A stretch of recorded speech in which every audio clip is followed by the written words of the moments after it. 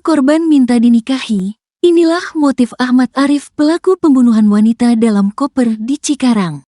Polisi menyebut motif Ahmad Arif Ridwan Nuloh, 29 tahun, membunuh wanita paruh baya inisial RM, 50 tahun, karena tersinggung korban minta dinikahi. Kasus pembunuhan ini terungkap setelah ditemukan mayat dalam koper di Cikarang, Bekasi. Tersangka tidak terima atau tersinggung perkataan korban yang meminta pertanggungjawaban untuk dinikahi, sehingga membuat tersangka sakit hati, kata Dirkrimum Polda Metro Jaya Kombes Wira Satya Triputra kepada wartawan, Jumat, tanggal 3 Mei tahun 2024. Wira menerangkan antara tersangka dan korban mulanya hanya sebatas hubungan pekerjaan saja di sebuah perusahaan. Dalam perusahaan itu, tersangka merupakan seorang auditor dan korban bertanggung jawab di bidang keuangan.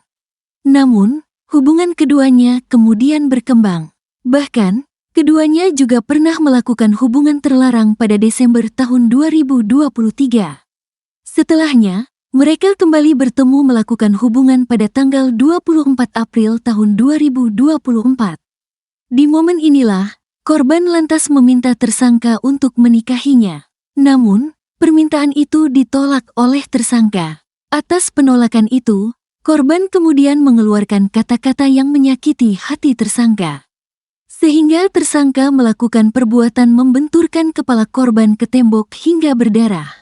Kemudian pada saat korban tidak berdaya, tersangka membekap mulut sekaligus mencekik leher korban selama 10 menit sampai memastikan korban tidak bergerak lagi dan korban tidak bernapas lagi, tutur Wira.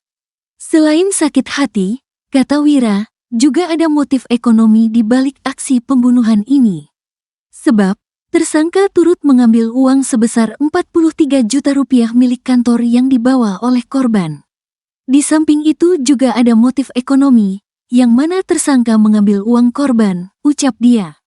Dalam kasus ini, polisi lantas menangkap seorang pria bernama Ahmad Arif Ridwan Nuloh di Palembang, Sumatera Selatan. Arif pun telah ditetapkan sebagai tersangka dan ditahan. Polisi lantas memeriksa Arif secara intensif dan ditemukan fakta bahwa adik kandungnya, Aditya Taufik, turut serta ikut membantu membuang koper berisi jasad korban.